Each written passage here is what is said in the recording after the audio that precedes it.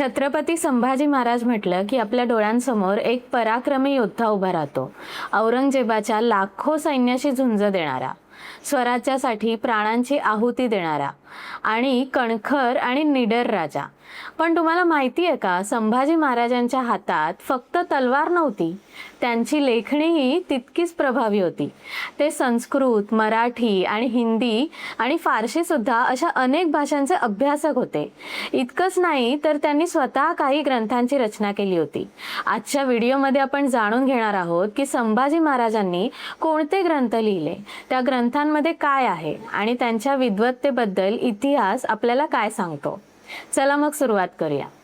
नमस्कार, मी तेजल. साहित्य मराठीमध्ये आपलं मनपूर्वक स्वागत आहे. लहानपणापासूनच संभाजी महाराजांना उत्तम शिक्षण मिळालं. छत्रपती शिवाजी महाराजांनी त्यांना युद्धकलेबरोबरच शास्त्राचंही शिक्षण दिलं. वेद, पुराण, रामायण, महाभारत, राजनीती, संस्कृत, व्याकरण आणि काव्यशास्त्र यांचा त्यांनी सखोल अभ्यास केला. त्यामुळे पुढे ते केवळ रणांगणातच नाही तर ज्ञानाच्या क्षेत्रातही उजवे ठरले.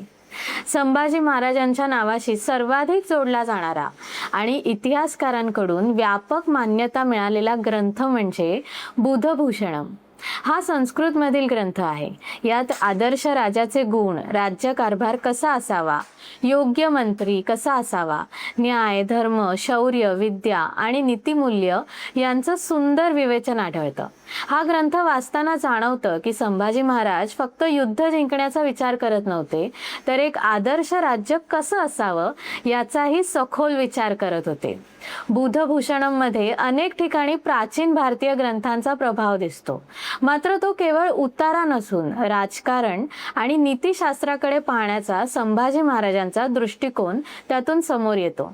त्यामुळे हा ग्रंथ त्यांच्या विद्वत्तेचा महत्त्वाचा पुरावा मानला जातो. याशिवाय नखशिख आणि नायिकाभेद या दोन काव्यग्रंथांचा संभाजी महाराजांच्या नावावर सांगितले जातात.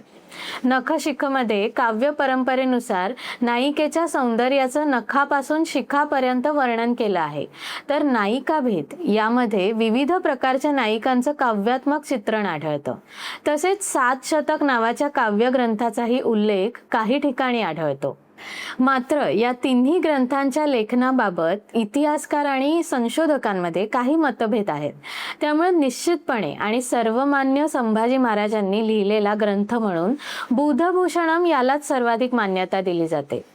इतिहासात अनेकदा संभाजी महाराजांची ओळख फक्त योद्धा म्हणून मानली जाते, पण त्यांचं व्यक्तिमत्व त्यापेक्षा खूप व्यापक होतं. अनेक भाषा अवगत असलेला, शास्त्रांचा अभ्यास करणारा आणि स्वतः ग्रंथ रचना करणारा राजा म्हणून त्यांची ओळख तितकीच महत्त्वाची आहे. यातून आपल्याला एक मोठा संदेश मिळतो. खरा नेता फक्त शस्त्राने शक्तिशाली नसतो, तो ज्ञानानेही समृद्ध असतो. तलवार राज्याचं रक्षण करू शकते, पण विचार मात्र त्या राजाला दिशा देतात. संभाजी महाराजांच्या आयुष्यात ही दोन्ही सामर्थ्य एकत्र दिसतात. मंडळी, संभाजी महाराजांविषयी अशी अनेक तथ्ये आजही सर्वसामान्यपर्यंत पोहोचलेली नाहीयेत.